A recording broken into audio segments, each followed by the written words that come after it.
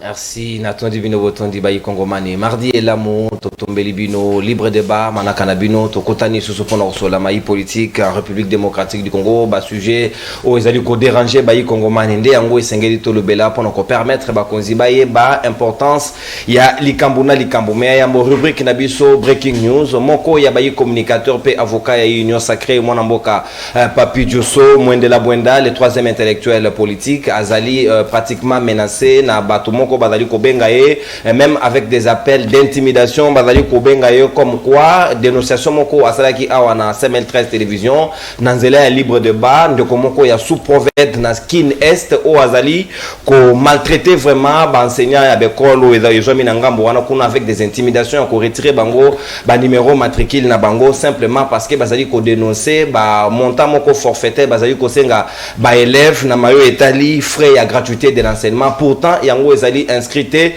dans le Lengue Vision et chef de l'État Ezali en matière de gratuité. Alors, tel comportement et Sengeli qu'on dénonçait en gros, tout puissant Ezali sous-souté dans un État a dit des droits, Papi Diosso, Ozali na solidarité, il y a Baï, communicateur, il y a opposition, topé, il y a majorité, na Baï, Bapanzi Sango. Maman a dit Kamoto Kobeta dit solo le lot, Ezali délivrance, il y a passeport, est-ce que Ezali conseil Maïsoussou, Ezali aux arrêts, raison Ezali Nini, est-ce que Ezali simplement parce que baisse il y a prix drastique au Zalemaki et Longwaki de $185 à $99. Néango Ezali à la base il y a frein topé à lourdement au Ezali qu'on s'est constaté dans le Lengue à délivrer ba passeport yango bangonga lelo ba Kongomani et belé bazali qu'on souffrir pour obtenir passeport naie ordinaire surtout ba étudiant au bazwa bin la Tunisie pe na mikili ya bapaya na Zambie bazali ko lela bazali ko senga ba plainte eleki ebelé pour na mokonzi to pe mbula matari ba leta batala lolenge kane sengeli na ngonga lelo ko délivrer ba passeport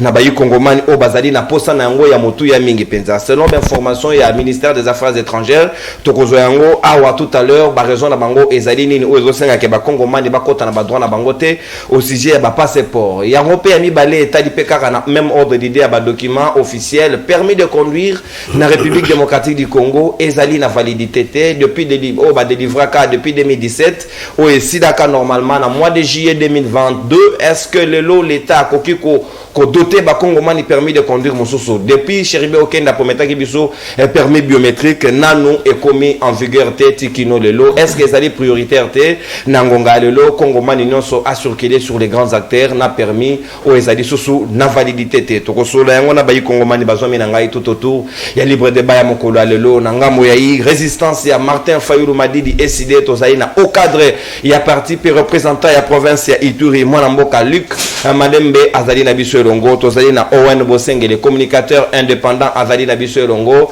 tozali pe na mwana mboka Maître Gauthier Enson Mpambu o azali moko ya bayi cadre pe communicateur ya ACP ya Jantiningo Bilambaka pe tozali na mwana mboka le communicateur de l'UDPS moko ya bayi au cadre mwana mboka Papi Mouya azali na biso Longo na salle de maquillage na de procureur auprès du peuple Moudjading du peuple Nico Faye Mikai na bangonde toko sola mayo mi balé ya ba document officiel ya permis de conduire te pe makambo etali passeport pour na bayi Kongomani toko fonga ba hostilité na mwana mboka ON Bosenge boye malamu na ngonga lelo na ko kamata yo na qualité indépendant parce que ozali sous ko faire partenir na IDPST olongwe na yo déjà moto na moto azali libre ko kamata position na ye est-ce que ozali fier lelo chef de l'État en place a constaté que passeport congolais qui moko ya ba passeport le plus cher et baneko coûté cher na mokili na ngonga lelo a kitisi yango de $185 à $99 c'était une bonne nouvelle ba congolais belé ba saluaki yango mais fort malheureusement na ngonga lelo ezali ko se constater lourdeur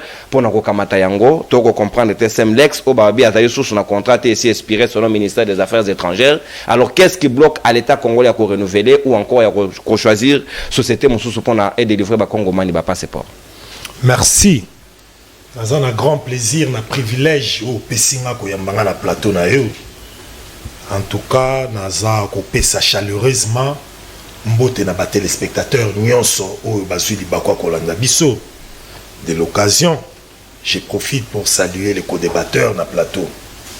Alors concernant sujet au Tikoloba awa pona biso Monique dossier ma passeport que soit likanisi wana ya kokita mwelo wana prix où ils qui a $190 ou 180 quelques dollars si ils ont demandé comme qui na $99 et ça qui likanisi moko ya malamu mingi Et puis, moi, je ne sais pas comment on quitte peut-être que le sujet Moulaï, les souhaits du gouvernement, et ça là qui que billet et par exemple passeport, Pinango et Kita.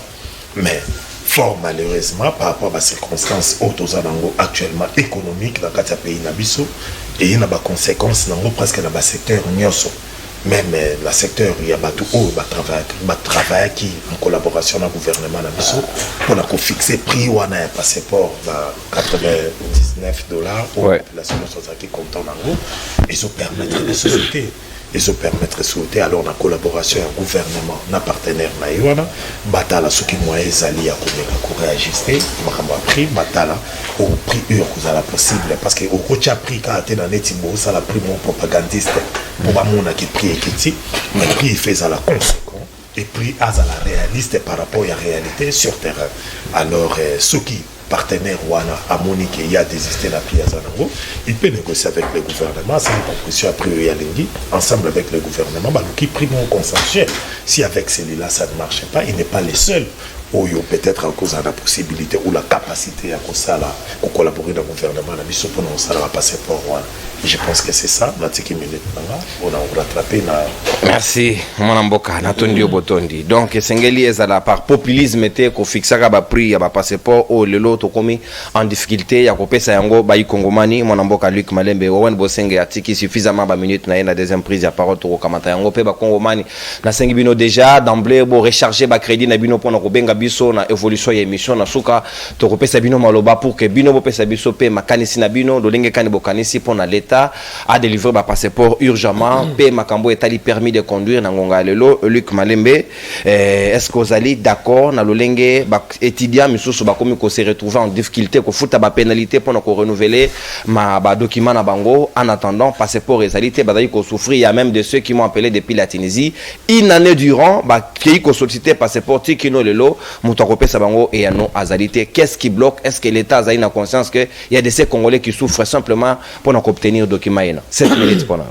Merci beaucoup Ndeko na pesi mbote na bandeko nyoso toza na bango na plateau et puis balandi nyoso ya libre débat pesanga une minute na banda na epananga na itu naturel na pesure na esika toza na mawa lisusu toza consterné parce que samedi dernier ba milicien à Codeco ba sali embuscade procureur s'il vous plaît respect à champ oui basali embuscade contre bato bazaki na mituka 3 véhicules oyo babando bimabune bazo kende mungwalo na localité à Bambou enlevé une vingtaine de civils et la mauvaise nouvelle toza nango c'est que basi ba exécuter ba civils nyonso wana. Oh là là. Mais ce qui choque c'est que esika ba enlevé bato wana na Bambou armée eza ba milicien ba enlevé 3 véhicules ba kenango na village mususu soki village ya Petit et l'armée n'a rien fait soit kolanda bango ko tenter ko libérer ba otage et loko mokote yango nazawa ko senga arrestation immédiate ya commandant ya régiment ya FRDC azana Bambou. C'est pas possible, on ne peut pas s'expliquer que ba milicien ba banda coopérer librement ba enlever 3 véhicules on oblige à ces véhicules ba qui est dans village à Petit et puis on exécute sans que commando ya zawana asa la même moindre effort ya ko kende ko libérer ce qui armé ko protéger population teza antinani alors que état de siège ezali wana non okutu tolobaka sous-souté parce que ça n'a jamais existé o wana tolobaka même té mais moi j'exige l'arrestation immédiate ya commandant ya régiment FRDC azana Bambou et puis j'exige une opération militaire contre localité à Petit localité wana comme camp de la mort ya Codeco et l'armée c'est depuis des années ceux qui va même kaka na Petit wana tu es mort et l'armée n'a jamais rien fait ko démanteler quand wana ya Codeco comme si ezaka moko légal comme si bayebani na batuana comme si ils travaillent ensemble comme s'ils sont protégés et ça ne peut pas durer. Deuxième chose batu ya site qui vont moni que tokomi balobeli ya population Congo Mobimba les gens du sud qui vous m'ont appelé pour me dire que route nationale numéro 2 oye outi Goma kokende Bukavu route wana ezaka susute route nationale numéro 2 et outi Goma kokende Bukavu ezalaka susute et leki na territoire ya Calais. Or territoire wana ezo dépendre entièrement na route wana. Il y a tous les ponts ont été coupés, la route a été délabrée, ça fait depuis Chilomboyaki, cette route a été abandonnée, aucun entretien, rien. Bakosa Kibiso, route wana kozala asphaltée na financement ya Banque africaine de développement, le Kuta. Jusqu'aujourd'hui, je me demande, le député à Calais, ceux qui sont premier vice-président de l'Assemblée nationale, pas comme un village qui s'enrôler, il fallait que tout le monde alinga ki kutaku alinga ki azinda na la. Mais ailleurs on a qui ça fandi honorable Soukinin. To sengi réhabilitation immédiate ya route nationale numéro 2. Ce qui résume ezoko kateba longwa. Balongwa, pardon, nous-mêmes, on va nous occuper de notre pays. Bakongomane bazole là aussi, alors, passeport. Passeport. Ndeko nono. Un gouvernement est incapable de produire passeport, de produire permis de conduire. Et puis, ils n'ont pas batté. Et permis de conduire, ça fait 5 ans depuis qu'ils n'ont imprimé aucun permis, même pas un seul. Mais curieusement, il faut pas payer sa bango deuxième mandat. Oh, franchement. Batoubaza d'abord incapable. Tous les Congolais aujourd'hui, ceux qui ont vu position habituelle. Ceux qui ont na balabala, c'est pas un problème parce que au Boumi Batou, personne ne va te contrôler. Est-ce que la police contrôle encore quelqu'un? Bakosenga yo document. Exact. Ba ça ka permis. Incapable de produire un simple permis de conduire depuis 5 ans. Au lobby dossier à passeport. On a toyo qui sait que contrat il y a société Semlex wana est expiré. Mais batoyo bazolinga ba ke nos oiseaux qui ba société mususu wapi bali ya ba commission et ils ne veulent pas renouveler contrat à Semlex. Semlex c'est peu que ça la pression a bloqué livraison à ba passeport. Et qui paye le prix dans tout ça le prix cher c'est la population. Et ça document a pas mbaté. C'est un droit d'avoir un passeport mais un gouvernement incapable rien que produire passeport. Bon nani ba problème à ba Congolais. C'est comme ça qu'on montre que tous les problèmes du pays ne peuvent pas être résolus par ce régime. Le régime est incapable même d'imprimer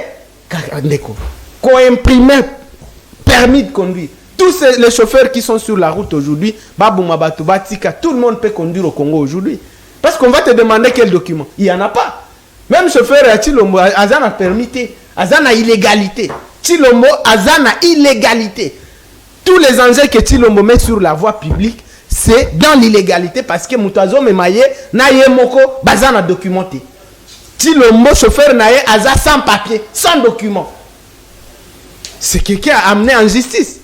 Il faut tomber Chilombo en justice pour violation, il y a code de la route. Oui, parce que c'est pas possible. Est-ce que le chauffeur a Chilombo azana permis, azana ngote? Chauffeur a Samalukonda azana permis, azana ngote? Alors, comment on va faire? Et puis, le régime est inutile à Bongo, fainéant, incapable en tout. Oh, papa Sabango, deuxième mandat. Deuxième mandat, Ngo Bokosa, Lango, Nini. Parce que vous êtes même incapable. Mutuna Nangai, Moussou Sondegolik, Malembe au sujet, il y a permis, il y a plutôt, il y a permis de conduire au Zongue dans deuxième lieu, au sujet, il y a passeport. Est-ce que Air chef de l'État Kamati Mokano a annoncé officiellement que Sengelaki prix est baissé? Et là, qui bonne nouvelle pour les Congolais, $99, nous ça s'empressa qui a comme à obtenir passeport.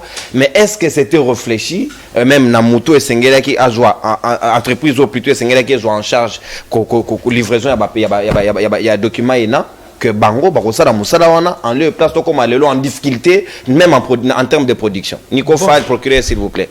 Position dans le déranger caméra. Le problème c'est quoi? Le problème c'est que beaucoup de choses à l'Obaka sans beaucoup s'assurer que Biloko Ango Kozala. Il se réveille un matin, quand on a le passeport à $99. Apparemment, même la société où ils ont livré, ils sont incapables de livrer na prix wana. Bon, apparemment, on a yébité. Parce que ceux qui a l'ingaki qui ba passeport ekita. Là, il faut subventionner société où ils ont produire au cas où Mongo $99 wana ekozala muke. Là il fallait subventionner. Est-ce qu'il l'a fait? Non. Ezaka koloba. On se réveille un matin, le yenge poba ibalinga yo populisme. Oh, passeport à $99. Chef de l'État populiste. Populiste, oui. C'est un populiste Chilombo. Tout ce qu'il annonce, c'est pour le populisme. Rien que ça, est-ce que...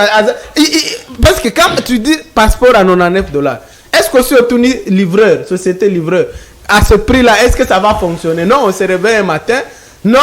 Est-ce que c'est la première annonce à ça là? Il y a populisme. Vous voulez qu'on vous cite tout? Alors, qui va nini? Basoso koya, qui a combien?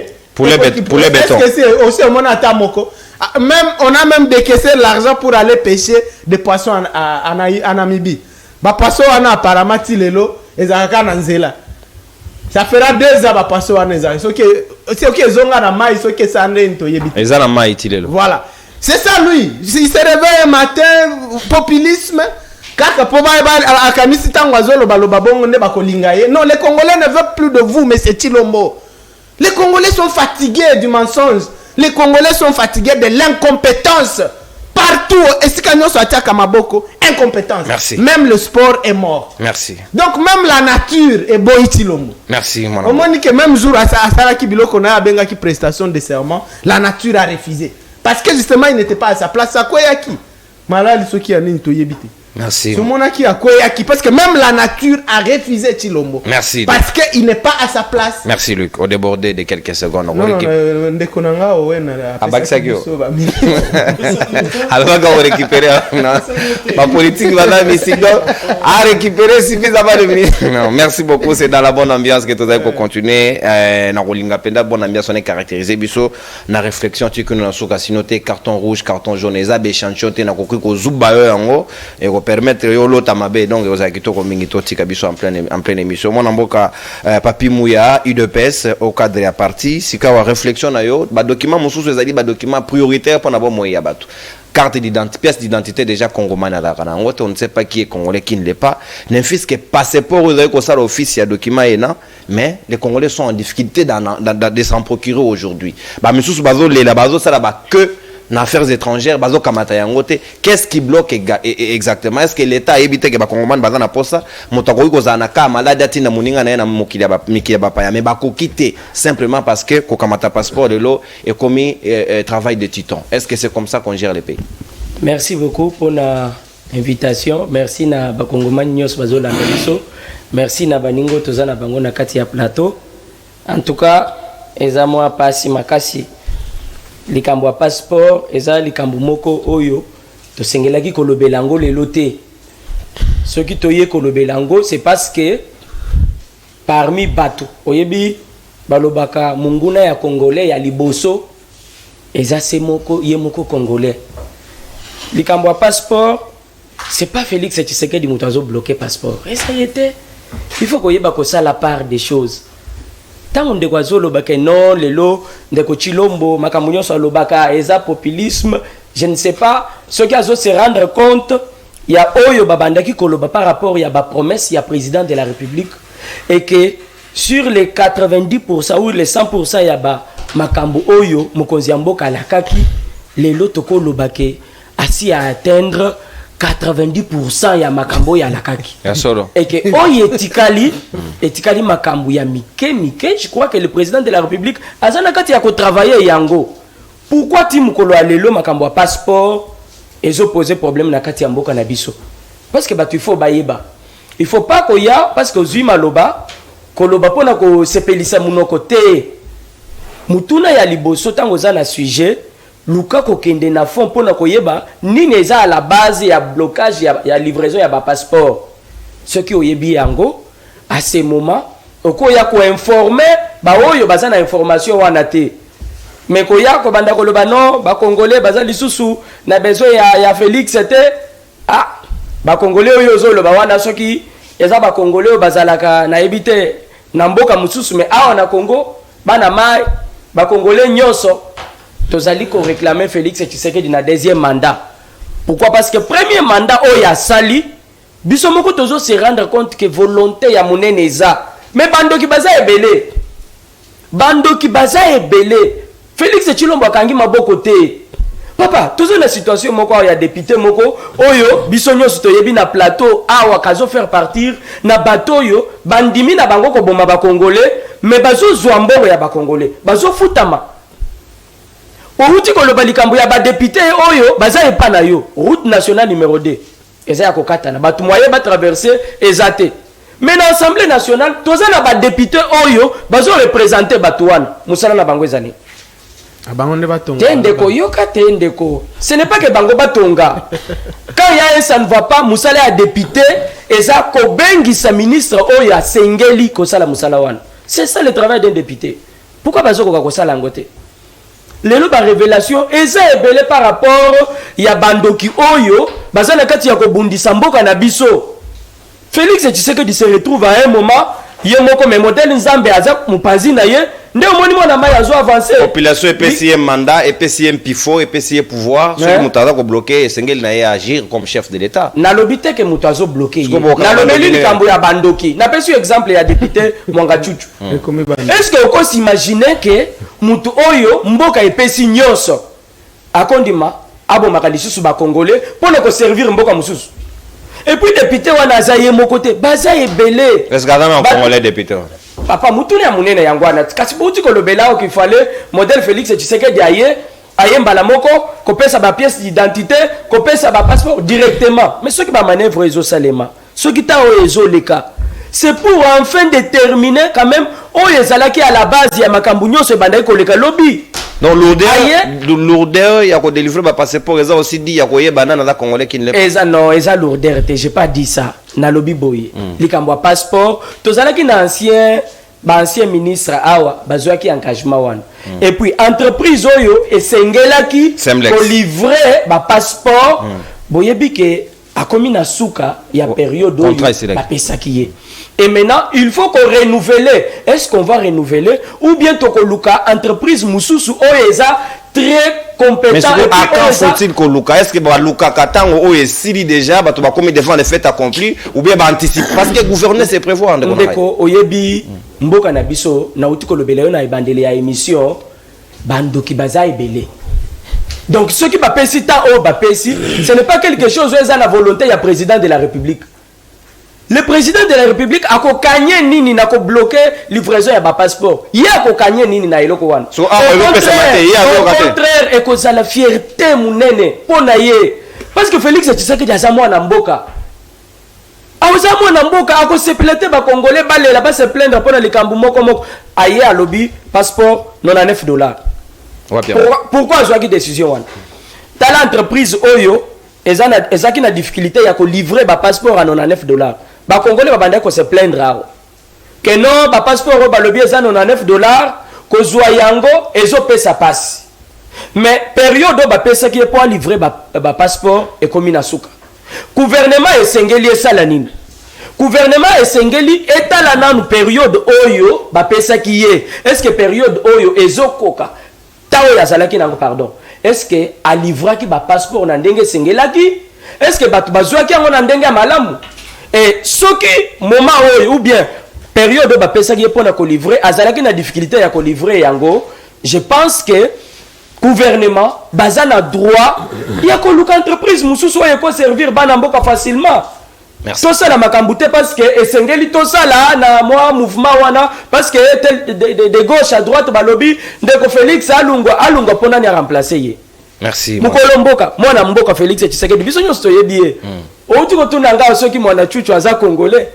Pourquoi tuni motuna wana c'est parce que yo moko oyebi et pas la bangote oyebi tata na yete oyebi mama na yete oyebi chef de l'état yamba bango na baruberwa bango nyonso comme étant des congolais yo ebité obengi chef de l'état tango aye auti ke bato baza ba député ba yebisi ke bato baza déjà ba député ba voter bango modèle ba lobaki ba voter bango a osala nini en premier temps a oyamba bango koyoka bango. Mais au fur et à mesure que le temps passe, topé Satan à Félix Tshisekedi, ma révélation est que vous allez belé. Merci. Donc je crois que tous allez la moi patience mouké, likambouana, ba outiko mona remaniement et outiko salema. Je crois que les nouveaux ministres, à autres travailler na dossier wana au plus vite possible, on va livrer ba passeport na ba Kongomani au bazali banda na ba au bazar. Merci, Natondi Obotondi. Heureusement, le vice-premier ministre et ministre des Affaires étrangères, Azara Oadalaki, au père conduit, kaka ce qui suppose que ayebi situation wana très bien na ba difficulté ba Congoman bazali nango et lobi papier mouya esengeli d'urgence batala sur le comment qu'on a disposition nécessaire. Le rappel national, le mondial du peuple, le procureur pour le peuple, sikawa malobezali nangambo wayo population ezali kolela sûrement yo pe ba contacter yo na mayo état de difficulté ya ko kamata passeport o ezali droit ya Congoman o afuti $99 na ye esengeli ba pesa ye mais commis donc kokamata yango eza sous facilité même sur recommandation de Selema parce que de manière ordinaire eza kopesa mate. Qu'est-ce qui bloque?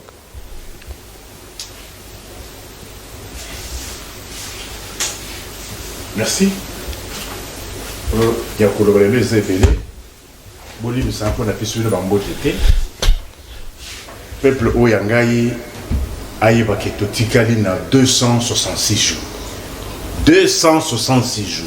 Selon calendrier où il y a le 20 décembre. Dans ça, le commentaire était passé, il y a collaboré 266 jours. 1213 jours. Banda baloba na biso Covid. Copé à Covid ici là, ba millions de la Banque mondiale, ba ticket sur ce copoana, ba petit peuple au aéroport. $45 négociable. Vous savez ba négocier prix ya Covid. Prix ils ont 45, mais sur ça $10 au PC. Tu le caché au leki. Mboga solo là. Mboga il y a prétendu de père et de comment appelle l'aéroport en mot Banda régime ouéa go passe $15 niveau national, $45 niveau international. Beta machine fois 1000 passagers par jour. Mais Banda Baya, à ta peinture, il n'y a pas mal. Tu n'as jamais coaché à l'aéroport. Peinture. C'est le plus sale du monde. Il fallait pas tomber à 10 aérodromes sur le plan national. Écoutez, moi je ne suis pas mon tour parce que la ambition démesurée. Na tongo na mleta lipate oya kola no na poka na ope songombe et le sens quitter sa table sur aussi ici présentation si on comprend là ouais. 693 jours bandane de Michel a comment au gouvernement la Congo Kinshasa «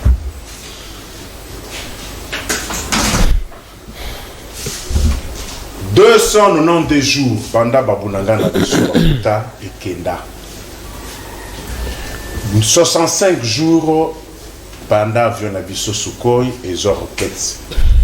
Non, nous te répliquons. Communiqué et na cause au comité international à témoin. Selon prétendue diplomatie, sur la Wapi, faut éviter.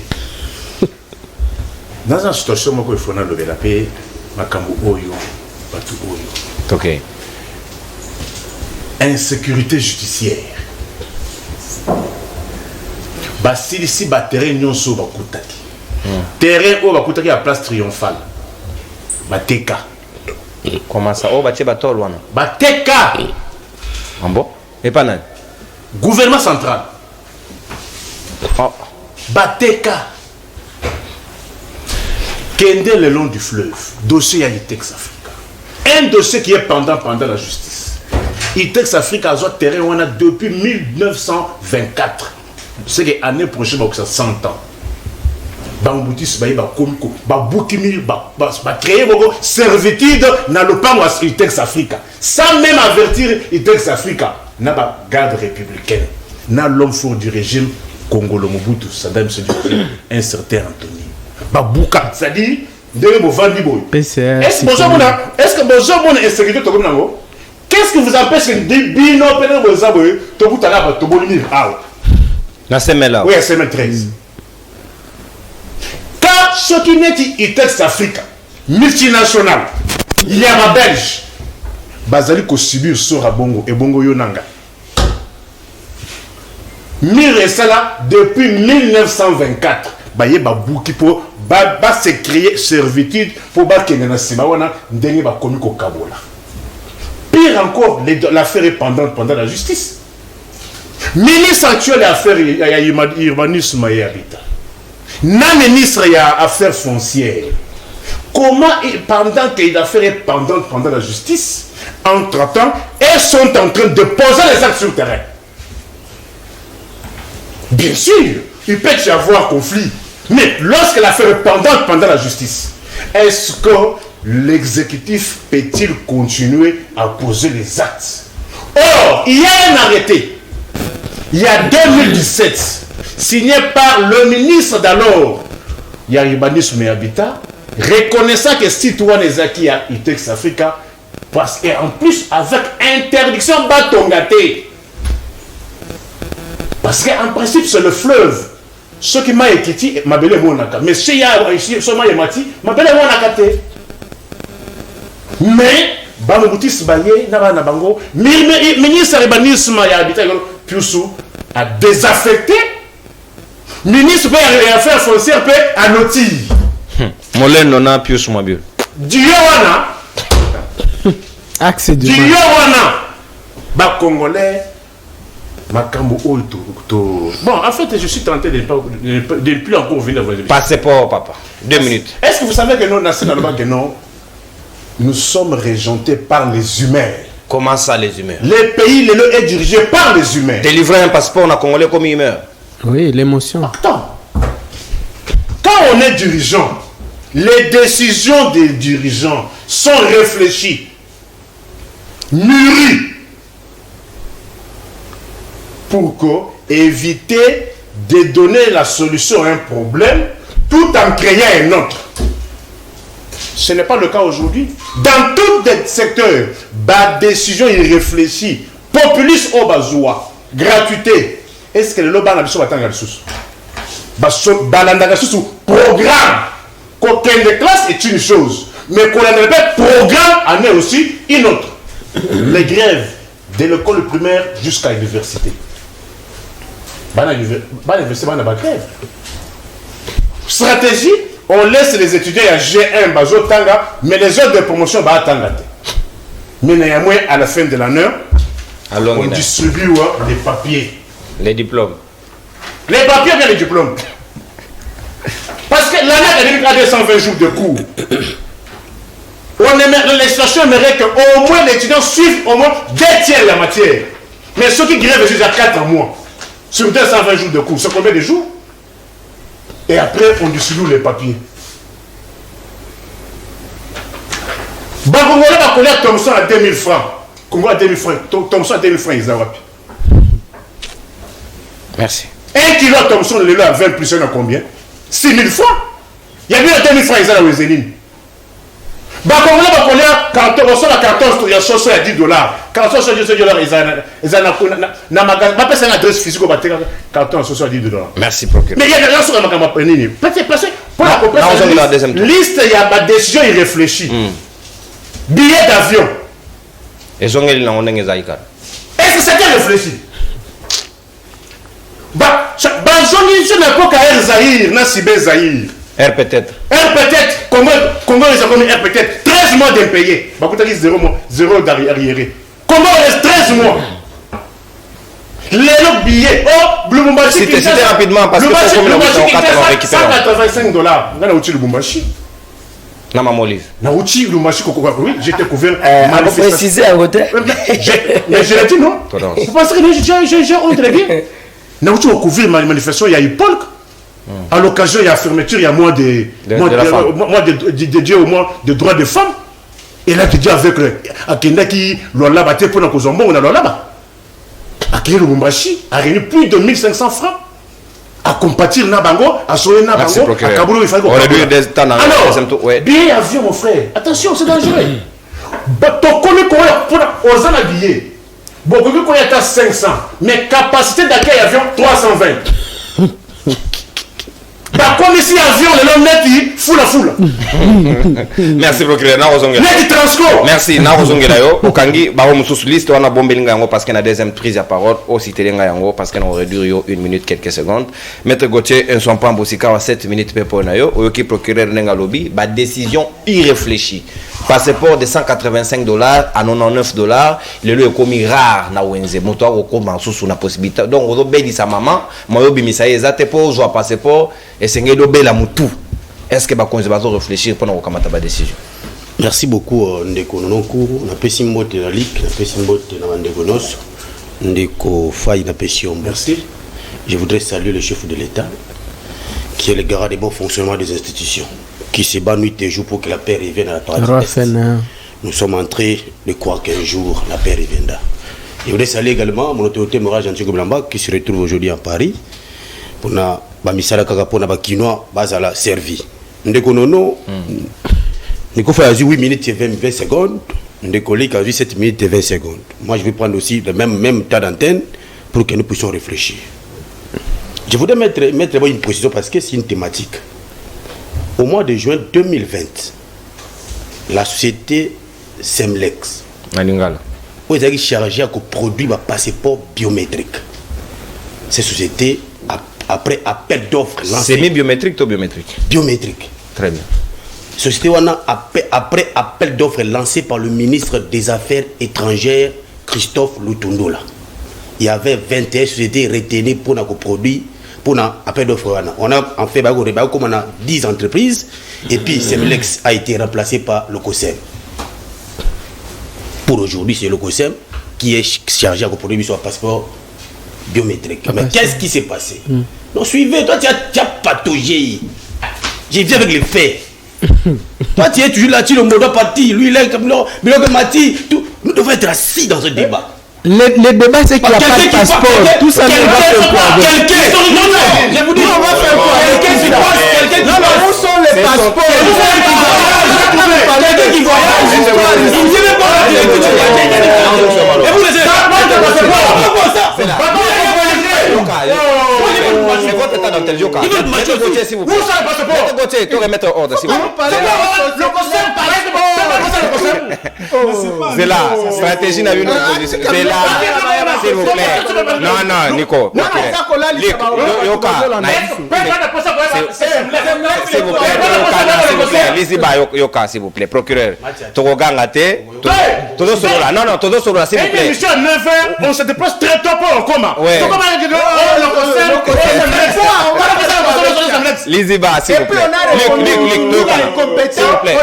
Non, Toyokana, s'il vous plaît. Todo Sorola, toi, n'a pas s'il vous plaît, Lisiba, non, on peut se jaune, merci. Toyokana, Moninga dans la table d'antenne, vous aurez tout le temps de rebondir. Bossilicate, sinon tes peuples n'ont pas bossilica. Parce que tout à l'heure, tu repères un peu malobana souka, après c'est biso makanisne. Toyokana, s'il vous plaît. Maître Gauthier, table d'antenne, consacré 7 minutes. Ouais. Nico Fa, il vient de voyager dans Maman Olive Lembe. Merci Réanon, Chrono. Avec le frère de Maman Olive Lembe. Attaque communicateur de Maman Olive Lembe. Qui ne vous disent pas comment. Est-ce que c'est un problème? C'est une précision. Quelle est une précision? J'ai fait le Bumbashi, comme de Nico Fa. La CAA. L'avion tout neuf. Aujourd'hui, il va qualifier ces CAA comme Foula. Non, en termes de nombre de je vous dis, c'est faux et archi faux. Lorsqu'on vient acheter un billet, il faut éviter la carte de Chaban de Nico. Lorsqu'on vient acheter le billet d'avion, tolérance, s'il vous plaît. Toké. Lorsque vous mis billet en agence, si vous commis une agence, le nombre de passagers est limité.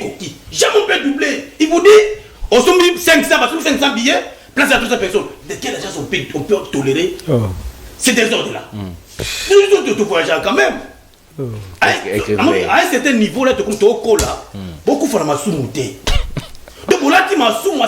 Non, j'ai besoin de vous conseiller. Bon, tu as le Kouta. Bon, là, tu le Kouta comme une copine à côté. Nous tous nous voyageons, nous savons la procédure pour un contre-avion. Deuxième chose, je mets Nico Foyer au défi qui vous brandisse son billet d'avion, n'a pris au-delà. C'est ça, $85. Le match qui ça. Appelez maintenant. Appelle maintenant. Appelle les Alibaba Benga. Il vous dit le prix est documenté, mais ça la preuve. Nous puissions te voyager. Moi, j'étais à Lumbashi. Le banque de Lumbashi, on a spécial parce qu'il y a un exploré dans le bâtiment double. Parce qu'il y a un bon mêlé. On dit ça peut-être. Bachel, on a pris. On fait des bourgeois. On fait des bourgeois. Nous qui voyageons, dans la maigre moyen, les billets toujours intacts. Donc, il faut que les chefs de l'État qui disent billets. Donc, imposer bilan chef de l'État par force, parce que vous ne voulez pas comprendre. Vous. Du fait que je me c'est l'effort billet Kitty.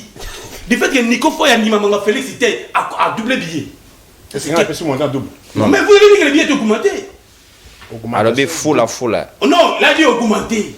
Ok. Et je le mets au défi. CA va appeler. Parce que je m'achète que la mine CA a parlé. J'étais entré dans l'historique du débat. Parce que l'Européen de Kolik Maloba, Sur le plan, il y a passeport, il a pataugé. On est colique depuis à quitter l'union sacrée. Il réfléchissait très bien l'union sacrée. Moi, j'ai jamais été là-bas. Mais tu étais avec Ibamani, ça non? Il est indépendant. Hein, il n'est pas indépendant. Il vient d'adhérer maintenant. C'est maintenant qu'il a adhéré au MLC. C'est pour dire que... C'est au Kabani Naï. Voilà. MLC Naï. J'ai aimé vos interventions. Je n'ai jamais été. Aujourd'hui, quand il y a Kadiocha, tout ce que tu dis, écoute le Kouta. Et il vous informe que la route nationale numéro 2 est Katani. Oui. Matite est déjà là. Oui, je suis fort. On va vous appeler aussi. J'ai appelé un ami, j'ai écrit un message, il va vous appeler. Et la route nationale n'a jamais été coupée. Ne confondez pas augmentation de Matite na côté de gauche à droite, on va aller Katani. Non, il faut un chiffre. Donc, quand il y a un nous voyons la côté opposition et qu'on a besoin de dire. Troisième chose, la gratuité de l'enseignement. Le lot, plus de 5 millions d'élèves continuent la classe suite à la gratuité de l'enseignement. Je vous dis aujourd'hui, le ministre de l'EPSPT, il crée un projet école sans banc. Pourquoi c'est ce projet? L'objectif, c'est-à-dire que du fait que Bana ba côté classe est belé, ça le commis sur le peuple, il faut raconter ba on a ba ban ils arrêtent ba salle. N'est-ce pas beaucoup du matin les fils qui gratuité l'enseignement? Après des abats na vani na c'est Bango ba ils étaient pendant du pouvoir, ils n'ont jamais existé. Jantini Ngobila. J'ai dit, je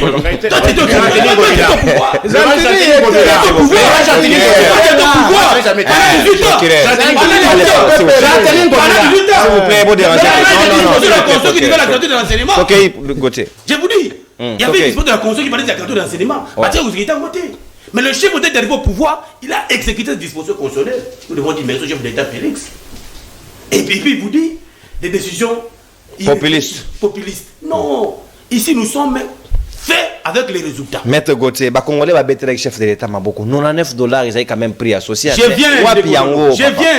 Dans mon temps d'antenne, je viens. Concrétude, peuple aligné. Je viens. Ok, capitalisé. Ici pour nous, je vous dis déjà, dans la réserve du ministre des Affaires étrangères, il y a 10 sociétés qui sont prêtes pour livraison. Il y a un passeport biométrique. C'est au mois de septembre, mois d'octobre 2022, où la société Locosem va suspendre, le contrat était arrivé à la fin.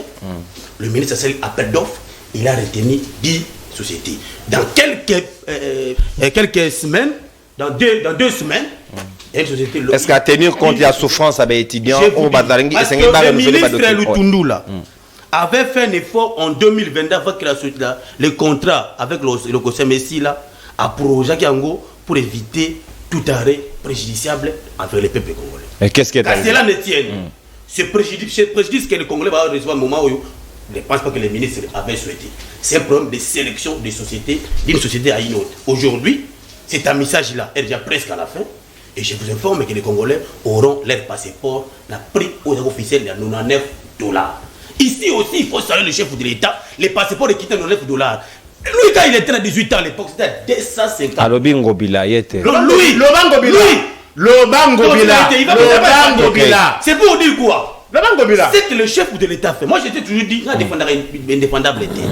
Je suis convaincu que le chef de l'État a les soucis du peuple congolais. Les passeports étaient hier à $250. La baisse à $99, nous devons saluer.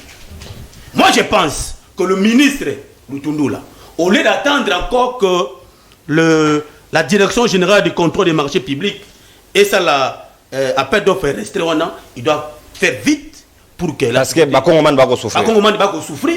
À ça la sélection vite dans la société où ils ont déjà la norme. Il y a bien pour que mon produit va passeport biométrique. Qu'à cela ne tienne, ici, nous devons comprendre que la population, pendant ces délais-là, la population a souffert. Et le ministre, sur ce moment, a ça la rapidité pour que le Congolais va servir dans le passeport de Bango, parce qu'ils en ont primoqué. Mais je voudrais. La chité. Si la Congolité. Une minute. Nous ne pouvons pas ici dans notre pays, conformément à l'article 10 de la Constitution, article 72 de la Constitution, article 1er de la loi numéro 87 qui parle sur le code de la famille, livre 2 sur la nationalité, c'est un verrouillage domaine de la nationalité congolaise. Lorsque vous détenez un passeport étranger, alors que la nation congolaise ne veut pas la concurrence, elle est jalouse, vous perdez automatiquement la nation congolaise. Que les partis politiques qui veulent s'acharner contre la loi des pères et des mères, c'était parce que la Constitution a déjà parlé. Merci. Voilà, merci beaucoup. Natondi Botondi, mon minute au consommer. On a on s'acharner sur son angaï. Merci beaucoup. Merci Natondi Botondi. Voilà, na maboko nanga na permis de conduire. Yanga imoko, Maria longinanga babimisa yanga bien tenenge nanga komi ko la photo nanga. Nzambe tata vraiment boko tozana chance te. Sikawa ngai elonginanga bimina lokola ngai te. Mais permis o ba autoriser ngai na kumba depuis le 28 juillet 2017 till le 28 juillet 2022. Et si la kala, bientôt juillet 2023, tozwa yangote. Chéribe okenda yaka na spécimen na munene yao. A présenter biso population lobby et comme biométrique. Nenga passeport et comme biométrique. On est compétent. Ezo mona passeport mutuya, permis mutuya, akenda mutuso aye et comme peka problème. AFDC jui transport. Mwana mboka Owen Bosenge yo zogi ngonga muke sengero zo 8 minutes baninga ba 6 minutes 6 minutes parce que tous ali sous na to respecter ngonga pour population peut faire compte avec des interventions. Est-ce que permis de conduire au komi le lot document mo ezali sous na validité te pour la circulation mais comment na PC azo interpeller on nzela ko senga yo permis de conduire. Est-ce que nous sommes sérieux envers nous-mêmes ou bien sengeli ko sécuriser Congomani nyonso à circuler dans les normes peine à respect ya code de la route. Bon, au Moningaï, par rapport, il y a des bandes qui s'est déroulé dans le plateau, dans le sujet auto-proposé. Beaucoup plus, ils ont touché l'intérieur de la population de façon directe. Ce n'est pas vraiment politique, c'est long. Il y a un moment la première prise à parole, les Sénateurs qui ont trotté. Beaucoup plus, Bissotoza est expert en communication. On a toujours distingué meeting, analyse sur les plateaux. Sur les plateaux, on ne vient pas faire des déclarations, on a meeting. Dans le plateau, tout ça, l'analyse.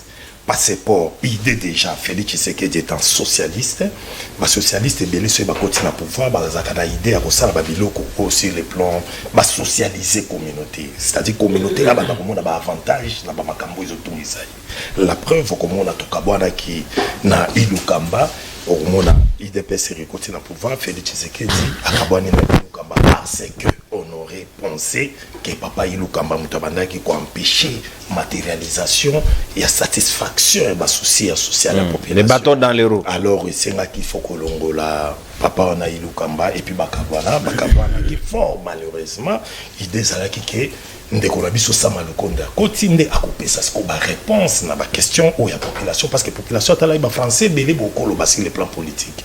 En tout cas, au Boukanouba français, mais hier, on a besoin panier de la ménagère, maman, mon amélioration de la condition de vie. Fort malheureusement, avec Samaloukonde, tu as qui on a 2 pas en avant et puis 4 pas en arrière. C'est-à-dire, via population, les lots, Oyo, Tozo, Kemana, des grimoko impossible. Alors, président Félix Tshisekedi étant socialiste, ma décision bazoka ba passer pour quitter ba $99. Ma décision bazoka ba billet avion quitter. C'est-à-dire azana ba aspiration. Ma décision pour les béton. Ba décision na nyonso, eza ba décision ndenge ndekonanga niko fa ya bengi irréfléchi. Bon, ngala ngonyango pena irréfléchité, mais populiste. Analysant non, pas vraiment du populisme, c'est-à-dire analysant esprit oyo et motivaka, c'est-à-dire oyo et animaka ba socialiste banga beaucoup plus basa babiloko moko eko za l'impact visible na intérêt à population oui. Même de façon démesurée pour na rejoindre moi lobaki peut-être cause à la démesurée mais les soucis qu'on ne peut pas ignorer et ça que batu baza na posa basa la mieux on se comprend ba idée on a ba passeport net aussi à passeport moi je vois pas Owen aujourd'hui étant opposant. Je ne vois pas intérêt ou opposant. N'a pas incriminé, tu ne peux pas t'étonner de cela. Tout ça là qui est mission partout. Il est indépendant. Je ne suis pas bref, il n'est plus de l'IDPS. Bref, les motifs de transhumance hospital. Exact, transhumance. Les imbéciles qui ne changent pas. Tokei, Il n'y a que les imbéciles qui ne changent pas. S'il vous plaît, tout le spectateur. Papa, Je sais qui what? Au combien il y a pas ozalaki na MSC oke na ACP tika moninga tokei mwana mboka s'il vous plaît totika yango tokei ore seconde nanga na regretter bakalaki yango te nde bakalaki tokei papa nakobakisa yo yango tokei pourtant natika 4 minutes avant donc idée na biso eza en faisant des analyses nga na osala analyse comme un étranger pouvait suivre des Congolais sur le plateau en train d'analyser l'analyse nanga natali le souci était que départ il y a Ilou Kamba RAKI Félix Tshisekedi avec la nouvelle équipe na Basama Lukonde aspiration il avait des aspirations de vouloir améliorer les conditions de la population n'était visible kokita ba prix à ba avion kokita ba prix à ba passeport et autres ceux qui ba quoi qui moko ya miki eza après contrat de boso total na motoana auto sala ki na bango semlex na bolobi ba ko évaluer est-ce que apesa ki na population ba passeport comme il se devait so ka pesa kité ba meka ko revoir avec mutumso so ba ko sa na ma problème na biso eza awa na yoka inde konanga alobi que lelo ba souenyo ce président Félix Azaki dango à 90% eza réalisé c'est faux parce que lelo raison raison raison oyo ozomona lelo awa basali sama 2 raison ya sama 2 eza c'est-à-dire échec eza patron.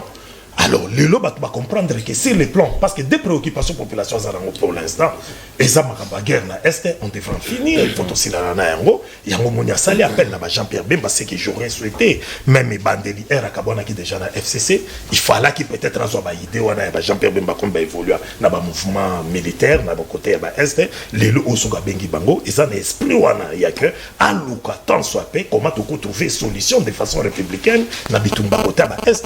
Et puis je pense nomination et à Jean-Pierre Bemba à la place ouana, même Kagama Ebike, et Jean-Pierre Bemba qui connaît bien les terrains, Babouda Baba 6 jours dans Savani, Moutouane sur terrain, il peut quand même, au sein des locaux, parce que dans le sens où on a mon aïe, non, dans la question de la guerre dans l'Est du pays, il faut qu'il y ait trêve sur le plan politique.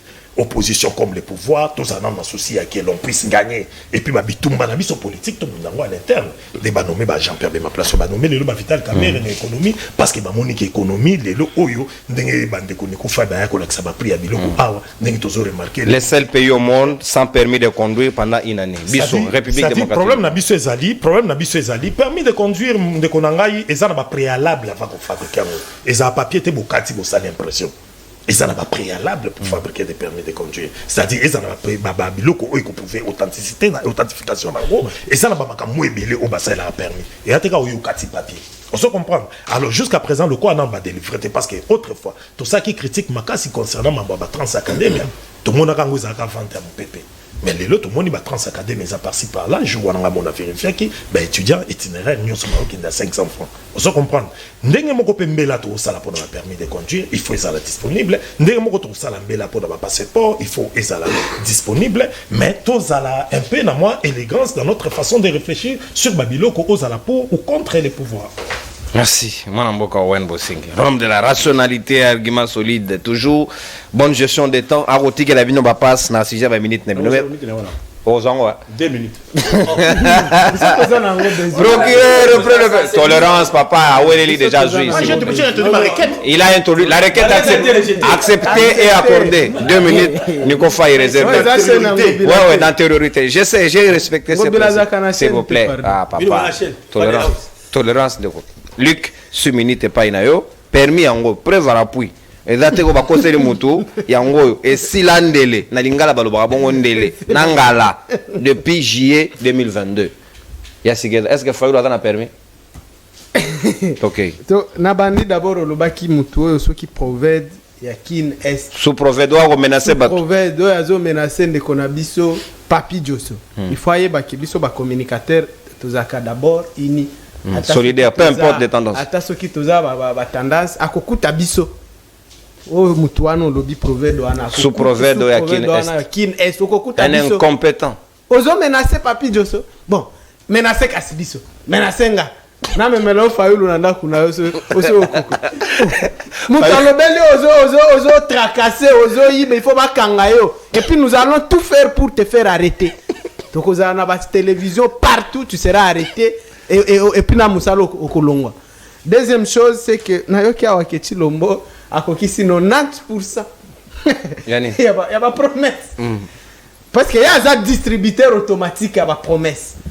na yoki ke 90 ndeko Chilomba lobaki akopesa yo musala akokisi yango ti lelo na mona ko mona na ordonnance atamo côté akokisi yango Chilomba yaki mboka na biso ezaki mobimba 4 territoires du Nord Kivu aujourd'hui sont gérés par le Rwanda wana akokisi Chilomba yaki mutata moko akufaki na kwa muti Chilomba ye moko ba créer guerre na kwa muti bazui mutu moko katiere moko komo na ye zombie basali ye aza chef na Mai-Ndombe na yoki ke mutu wana aza garde na garde républicaine. Oui. Donc mon ma population va payer garde à chef de l'État. C'est le régime qui a créé la situation qu'il y a au Mai-Ndombe. Na Gentini Ngobila na bango ayebi dossier. Non monsieur. Non, il connaît ces dossiers. Maître comment? Il connaît ces dossiers. Vous aurez bien à défendre ce commis. Comment? Souffrez maître, souffrez. OK. Mutu wana le zombie wana, je le dis ici, il est qui? Aza chefté. Mais Aza gardé na ba garde républicaine. Aza contesté kuna et le régime l'impose. Et on apprend que Yende Aza derrière ba miliciens oyolelo même la navigation sur le fleuve Congo eza sous-souté. Il bazo attaquer même Babalener sur le fleuve Congo.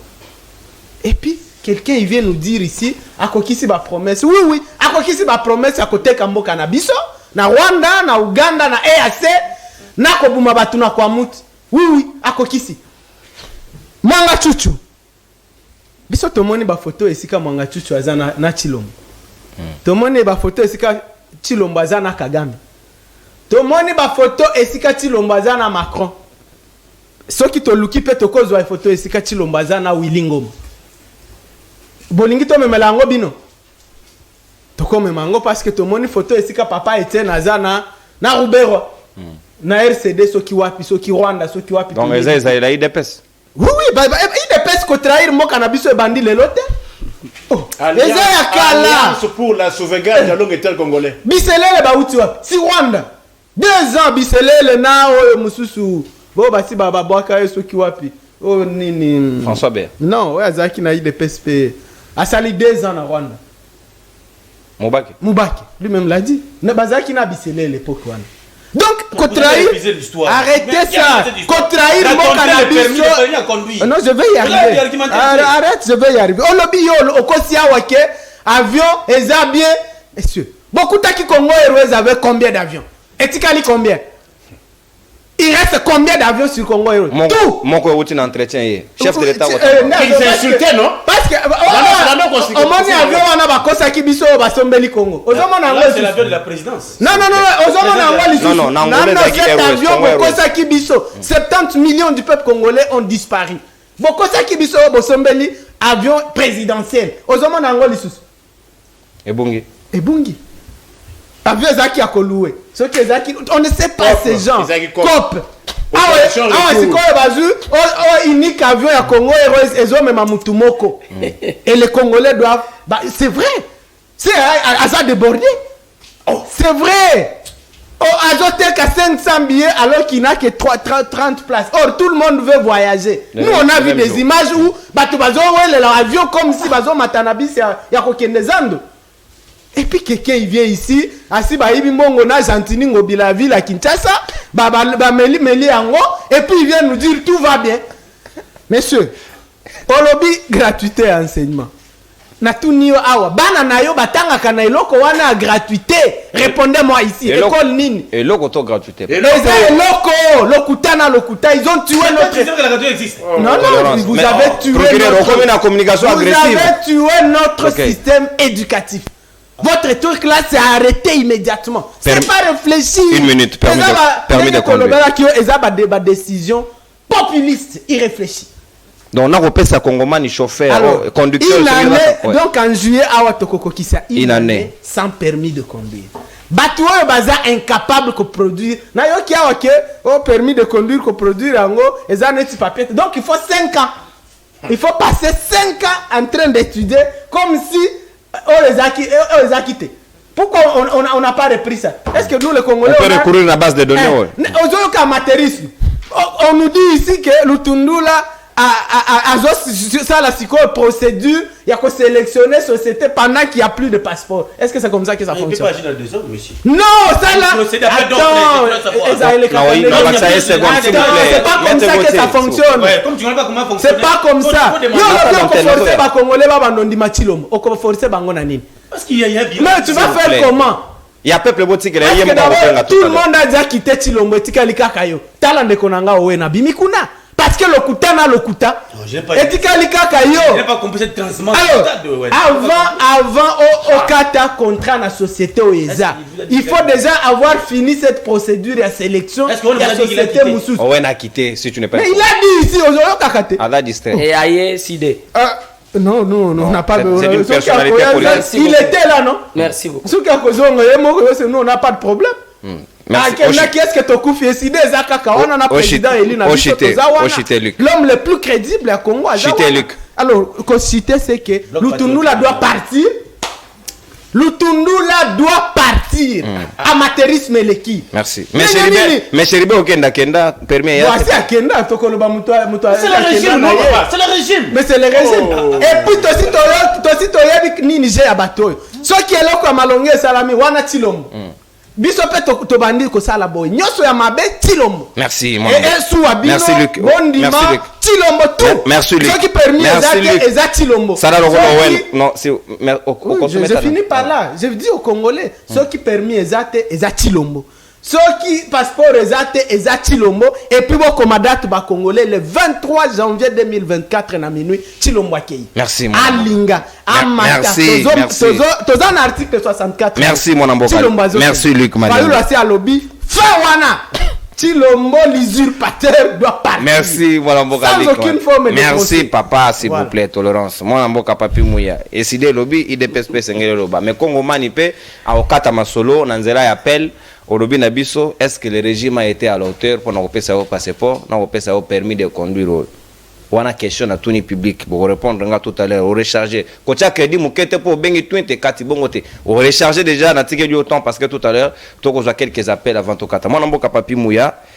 Passeport et poser problème. N'a permis de conduire. Est-ce qu'il faut attendre combien d'années? Parce que dans 5 ans, la fourchette, il y a tant de 2017 à 2022. Et c'est vrai qu'il déjà va réfléchir sur le comment va même en place permis biométrique n'est la promettre biso. Mais si le lot papa dans la togo tambola na illégalité, est-ce que c'est correct? Le lingouana chef d'État est fier que va rappeler que na chauffeur oyaye et c'est vrai dans la nord à dans mokanda oyo longo banité pour tambola.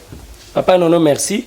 Ndima quand même na rappeler pe na zongela likambo ya sous prophète parce que na yoka ki yango na noté na yoko yoka tango lobby sous prophète wana ayebake biso azo menacer chef de l'état tozo kende ko funda yesikoyo modèle yi azo kanisa que il est capable ya ko menacer papi Diosso ayebake nous on va écrire on va aller maintenant voir les ministres oh ya PCE makasi ya kosakana na gratuité oyo bana ya batu na mboka kuna bazo sepela bana bazo kende classe ya za na courage wana ya ko menacer papi Diosso parce que alobeli makambo ya mabe azana kati ya kosala ayeba yango que biso maintenant modèle yo bandi menace nous on va écrire dans 1 mois 2 mois tokoyeba place kozala papa non oyebi tango tozo lobela bila ya Félix Tshisekedi tozalaka na esengo ya kolobela ngo. Parce que même dans le plateau, ce qu'il faut le Félix Tshisekedi, tu le clairement que Félix Tshisekedi, moi, il y a papa Etienne Tshisekedi wa Mulumba et maman Marthe Kassalou. Tu as énuméré Félix Tshisekedi.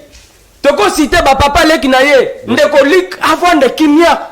Aza la présentation mon côté à copé à Martin Fayoulou. Oh ya kolobela. Na uti na village na boyende kotika. Na uti na village na Fatou na Bagata. Na tikana songe la sujet ndeko. Yo ko présenter biso Martin Fayoulou te. Martin Fayoulou yemoko andima Etienne Tshisekedi wa Mulumba. Alors biso keza na batu oyo batangisa biso politique na Congo. Eza Etienne Tshisekedi. Yo sikoyo liko zanani po oyo ko tombola musapi. O lebele Etienne Tshisekedi. Etienne Tshisekedi aza mutu toko présenter na Congo. Ono unité na bango e bandikala. Nani? Nako lebele Etienne Tshisekedi te. Etienne Tshisekedi sur le plan na monde mobimba. Aza comme Mandela. Donc tout tika makelele otolobaka, tout tika ba biloba loba mususu. Félix Tshisekedi toyebi nyoso. toyebi tata na ye mama na ye epa na bango toyebi ndeko ko présenter biso Martin Fayulu awate okolo bango te okolo bate papa tant tozoloba ke Félix Tshisekedi azalelo na 90% ya réalisation na oyo alakaki tozolinga kolobela nini de manière concrète aussi te biso 10 réalisations ndeko tango président Félix azwaki pouvoir azana ba objectif yemo kwa chaki objectif ya liboso mandat otozana ngo ya liboso boyebi koma Félix Tshisekedi alobelaki yango alobaki kimia mboka nanga d'abord kimia na nwekota oyebi eloko yo benga ka rappel national na ebité national ana ezaka wapi oyebi bango bayaka ko présenter biloko wana na lobaka ngo chaque fois pona nzala mais objectif principal ya Félix Antoine Tshilombo Tshisekedi ya mandat ya liboso kimia Congo mobimba kimia ezala na lobaki faut passer na pesa exemple oyo même si biloko akolia eza na ndako na yo ya kotonda soki kimia ezate bokolia ngote moye bo vivre ezate donc toyebake azana kati ya ko atteindre objectif na lobaki 90% les 10% wana c'est par rapport ya ba avancement ya kimia na est kalate Félix Tshisekedi ya ko balayango donc c'est supposé que sur le plan social à Longi déjà na lobi boye na lobi gratuité à Longi et c'est papa gratuité ngo to le belango papa to le belango na numuke ndeko linga ko boya gratuité ndengeni ndeko akoboya gratuité auti mboka na ye est-ce qu'akolo banabiso ke baleki na ye bandeko na yo ya tika na mboka bango bazaki na occasion ya kokende classe te bana na bango bazo kende classe lelo enseignant oyo azolobela bolobi o crève boy papa enseignant bandeko zo combien na période ya bino moko o bolobi ya 18 ans enseignant bandeko zo combien lelo na Félix Tshisekedi enseignant ça na combien tous à la réaliste ndeko nanga ba réalisation ezala ndeko na lobby toko bongisa émission papa nono aza toko na réalisation ya président Félix oui eza epele ndeko na lobby yo d'abord likambo moko ya gratuité parce que ça sujet na zuika ka gratuité uti na mboka na yo baleki na yo bandeko na yo tika kuna bazokende classe bazokende na mona na mutuka permis na weza valide na lobby boye OK likambo ya permis boyebi ke tango ministre oya kenda ya sport babenga ye oyebi eloko ya transport seribe OK transport merci sport na tableau munene boye na uti koloba na ebandeli ya émission que Félix Tshisekedi bandoki baja ebele me bakoko kayete talelo we bazali ebele talelo ko basali bakomi eloko wana munene boyo permis yango on va donner d'ici là tilelo akei auta na classe ya nani azaki mwana nani auta na libota politique ya nani ya Moïse Katumbi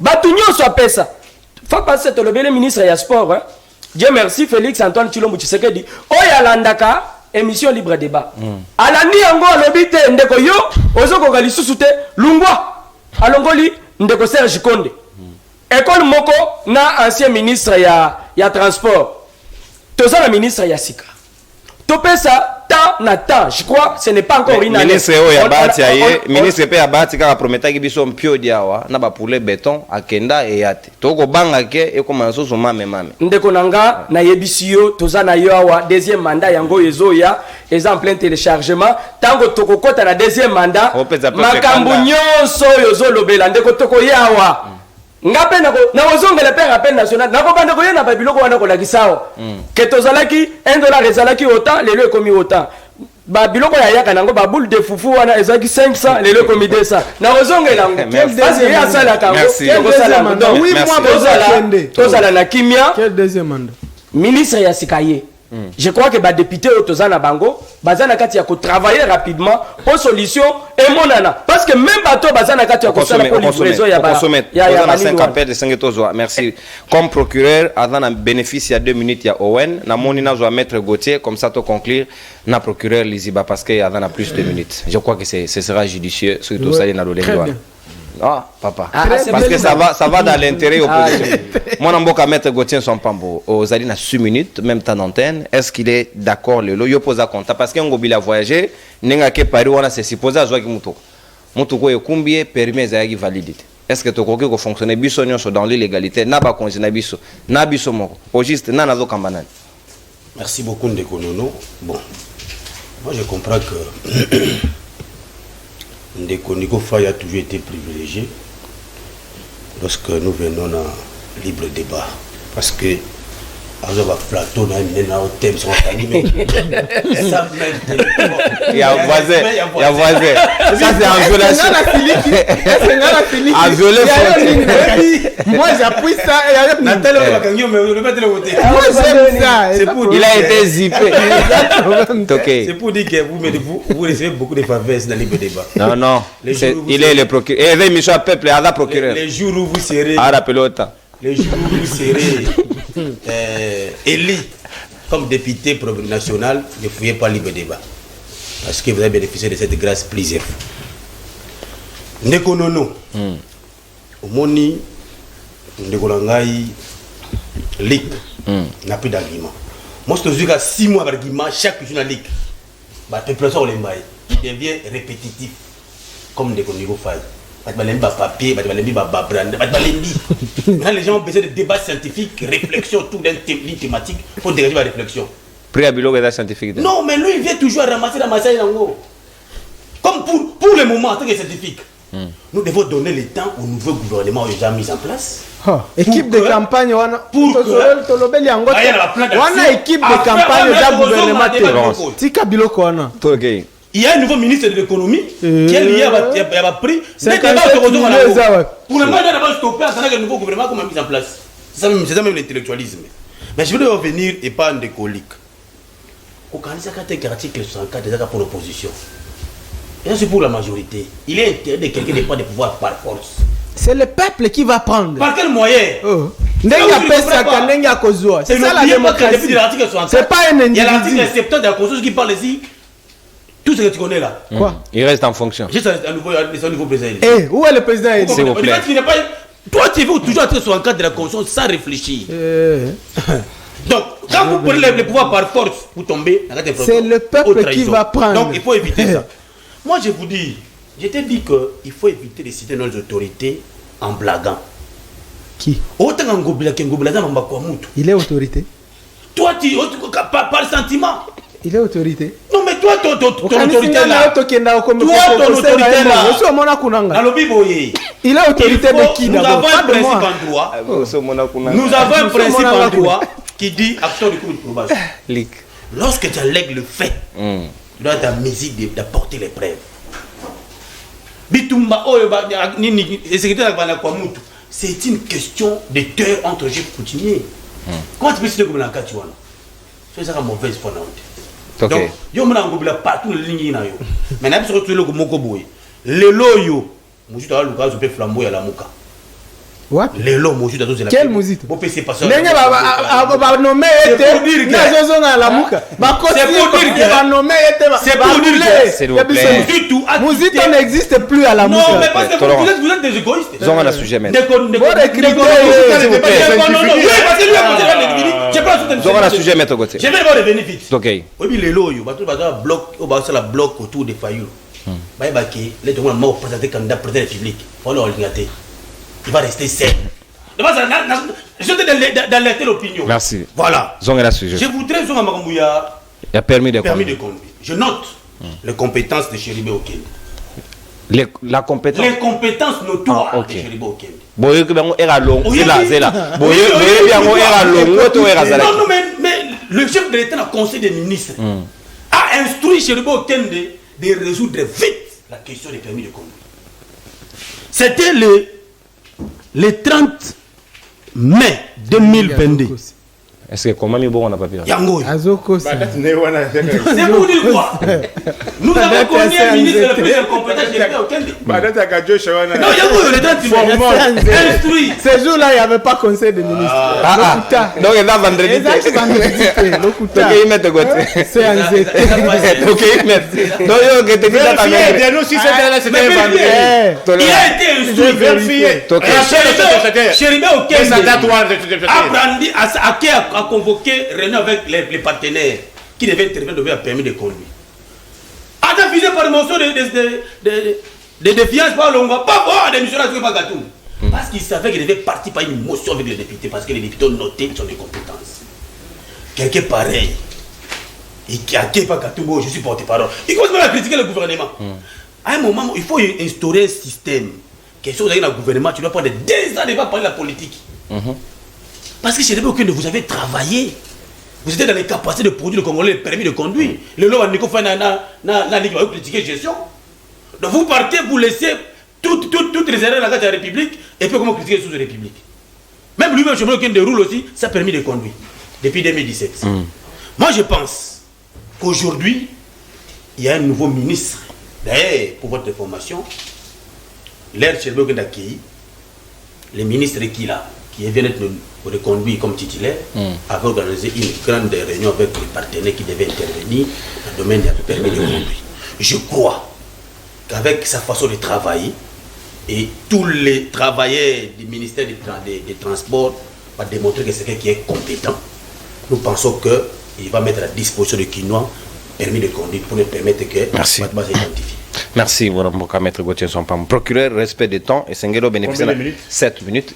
Non, 8 minutes plutôt. Parce que, Dix. non, 8. Non. Plus deux. Non, s'il vous plaît. C'est 6. C'est 6 plus 2. Est-ce que là, on a une minute, là, on a Apprécié. Tolérance. Non, il a formulé la demande.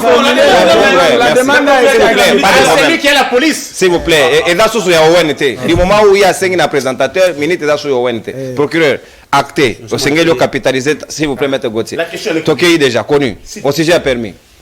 Au moins, pas débat Oyo, commis Kolemisa. On vient, on évite le débat.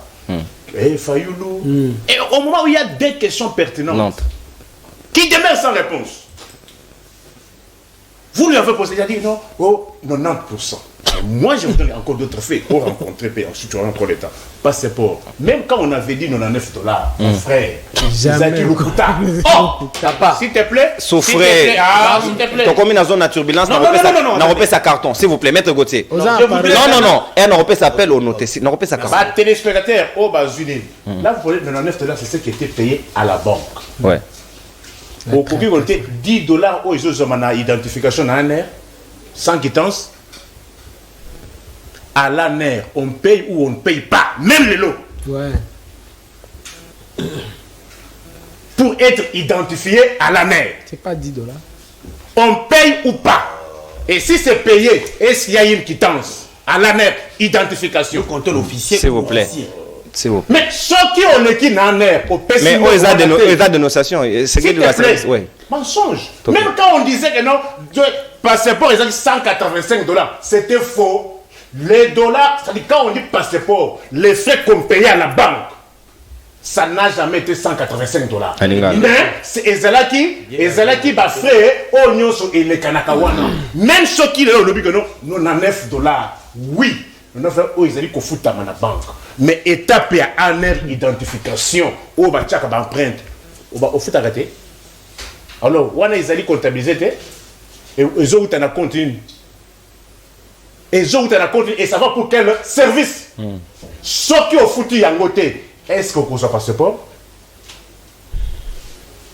Billet. Moi, j'ai dit qu'on n'a pas doublé. J'ai dit augmentation. Billet Chèque à l'agence. $233. Appelle les alibats pour bien. Ok. Je donne un exemple. Agence. Agence Supermark, n'a rond-point du Zéléry. $235. Kinshasa, Lubumbashi.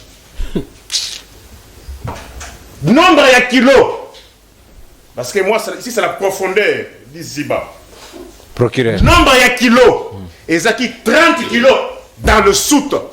10 kilos à main. L'élo est connu 5 kilos à main, 20 kilos dans la souche. Ah, où tu voyages, Ndeko? Il dit des choses. Est-ce que Wanda n'est pas Notez. Ok. Yo aussi voyager. Hein? 20 kilos.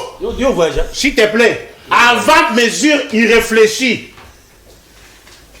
C'était 30 kilos na soute. 10 kilos à main. Au total $40. L'élo. Balongoli 10 kilos na soute. Et tikali 20. Précision, on va pas bagoter. Namaboko, au lieu de 10, et tikali 5. C'est-à-dire 15 kilos et KI.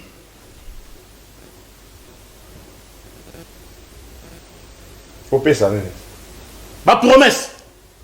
Wapi tenir à ma policier banda boya. Dotation. Les militaires ont déjà ça. Les policiers. GR seulement. C'est pas ça. Aza na kati ya kopesa. C'est un processus. J'ai dit policiers. S'il vous plaît. Mon frère. Tolérance. GR c'est la police. S'il vous plaît. Mais, Tout de bon. voilà la publicité. Policiers, non, non. T'as la tenue à policier, il y a qui ça. Mais ce qui n'a qu'à faire Kamwanga. Yassika. Nini? Okuta, et l'autre, il y a un policier, il y a un indice, mon soit ceinture, et Zuluka, Comment en civil? soit pantalon, mais il va pas changer de couleur. Donc, il y a un policier. Alors, un policier, $400. Aucun policier ne touche 400 000 francs congolais. Aucun. Du plus gradé au moins gradé. Même pas 400 francs, 400 000. Mais il y a une augmentation. S'il te plaît, moi je donne les chiffres. Hein, et il n'y a aucun policier qui touche la somme de 400 000. Du plus gradé au moins gradé.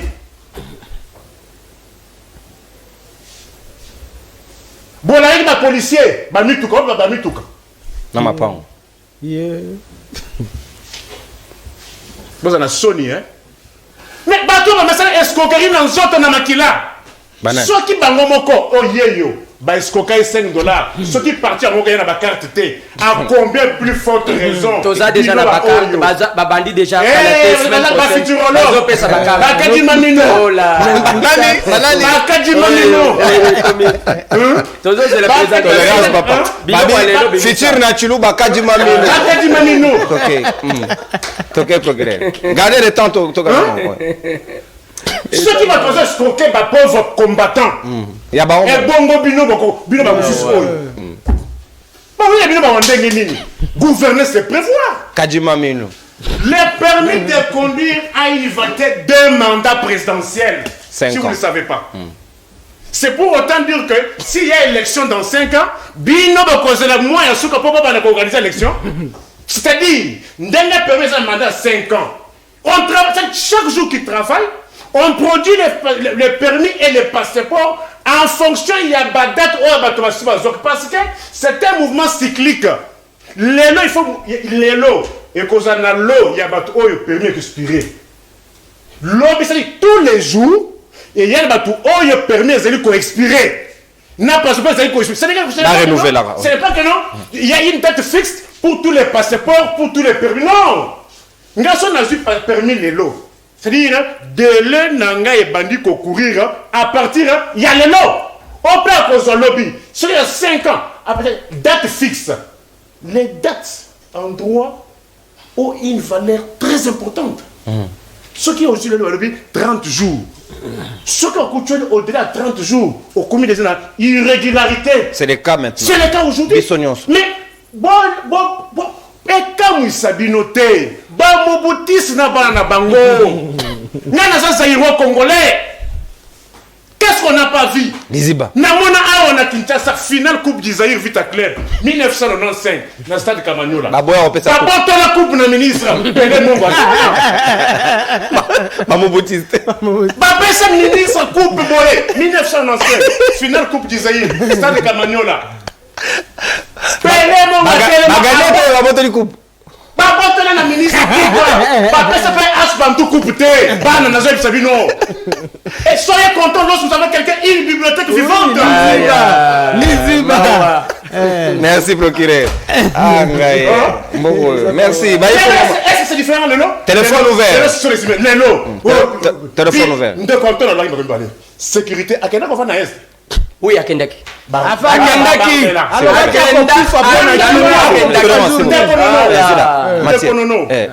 Nini? Lelo Zambongo. C'est là, papa. Centime. Congo mani, c'est là mouké. Patienté mouké na dozo siko. 5 personnes. 100 francs, oyo. Il a bien dit, 100 francs. 100 francs, ouais. Et ben, nous sommes dit pas, oh, pistolet. Mais Lélo.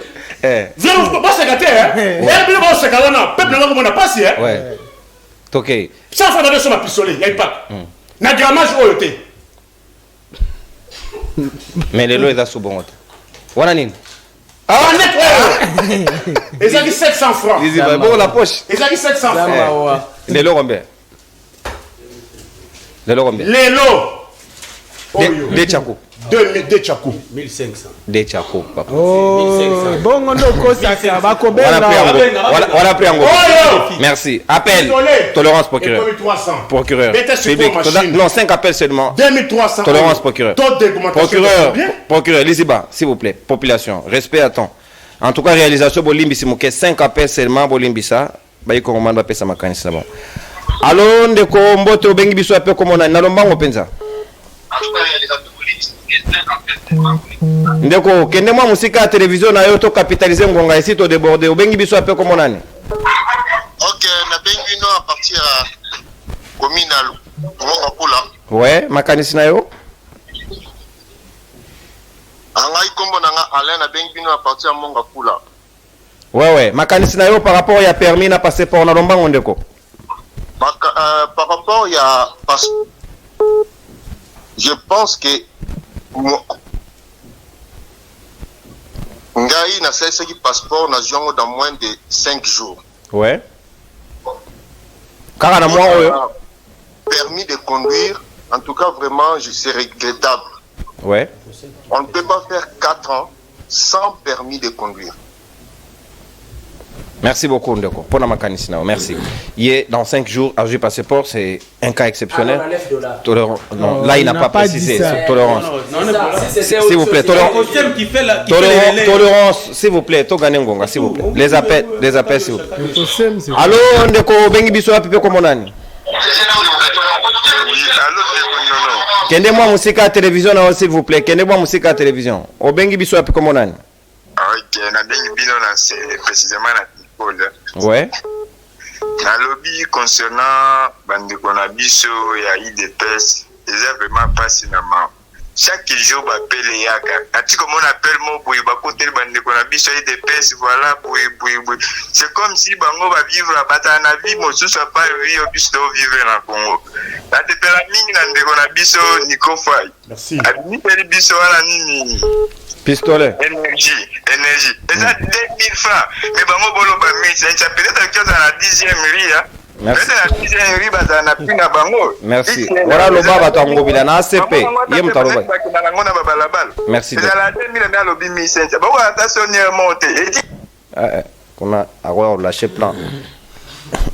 Bonjour Ndegonono. Ezali ingénieur Mukomena na Lemba. Nga pour na passeport wana ezali ba décision populiste. Voilà, eza makanisa ndeko.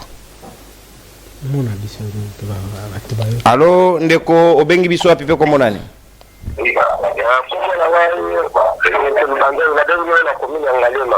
Ouais, commune Ngalema. Kende mwa musika télévision Ndeko, makanisi na yo eza nini? Kende musika ya télévision s'il vous plaît, aux en retour, makanisi na yo Ndeko.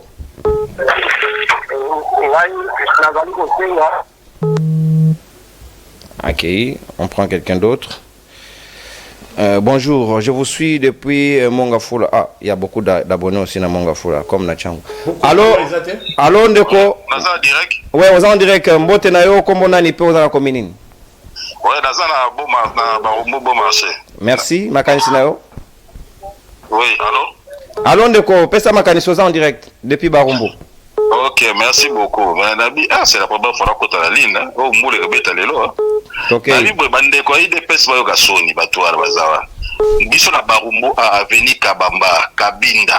Na biso et comme le roi koloka. Na bité bourgmestre nga alegaka. On dit moule le bête à lobby, sur la bandière même. Na biso façon fleuve Tony na Kabamba, papa. Na biso tu n'as pas l'idée. Et deuxième chose, c'est comme si ministre c'est comme si machine pour na passeport on a permis c'est ngela gotika na sujet ndeko makanisien ma permis ko ndeko mutu pasi na mona ata mona permis mutu ko te jour ngi patala ko te kola bala permis papa bosara balia balala bawa balia balala basali ko balia balala bawa merci merci. Donc, déception et peu désolation au sujet à permis. Et tu as dit des appels pratiquement réalisation au Sangassine. Allô, Ndeko, Bengi Biso, Pipe Komonani. Ouais, Nakomona, Jojo, petit-fils MV, petit-fils Mwanda Vital de Konono. Ouais, petit-fils Mwanda Vital, depuis combien de Ndeko?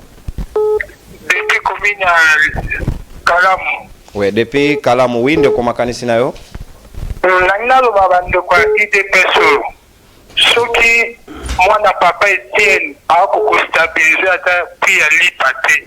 Bongo passeport a koka. D'accord. Mboko ekufa déjà kala. Batika so balekila ma plateau, batika koya okumisa Félix. Mwana papa Etienne abomi mboka. Même les chauffeurs attendent na permis expirer. Merci. Bon, votez toté. On a décidé dans moment opportun, pas maintenant. C'est pas la question. On est là, non, le but est la question. Est-ce qu'il y a un Suisse? Oh, Bangani. C'est pas la question. S'il vous plaît, Ngobila n'est pas ici. La ville est ici, lui il est à Paris. Oh, papa. Il a payé à faire le tolérance. Yo, comment ça va chez nous à bataille politique? Bon, le tout dernier appel, s'il vous plaît, tous tout débordé. Allons de Kobeng Bisso et Pipe comme on a. Alors, il faut depuis commune ya Nsele. Depuis commune ya Nsele, makanisi na ondeko. Makanisi ezali mpona makambo esali permis de conduire. Permis de conduire ebongiba biso permis ya sika me babimisi te biso permis ya kala. Mais mpona passeport, bon, avantage eza ya bango moko. Yango bazosala mpona kokate biso petit peuple mwa tosomba passeport ya te. Oya biso petit peuple biso ba passeport ekomi makambo ebele. Yango ezopesa biso pasi. Voir au moins, en tout cas,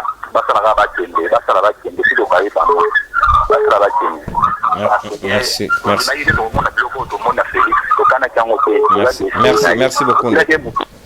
Ndoko papi muya, je crois que Oebs Augustin Kabuya makanisho ba Kongo mani ba pesi Real Abimi, abibo sala bokeni. Wana ngaite, so yingam na loba. Ah? Zela, non, on peut se bino 30 secondes chacun. Comme Bosengi, on va respecter volonté ya bino ba débatteur, na ba co-débatteur parce que yo za procureur et monsieur Siri to kutali lobby. Bye bye. Salut.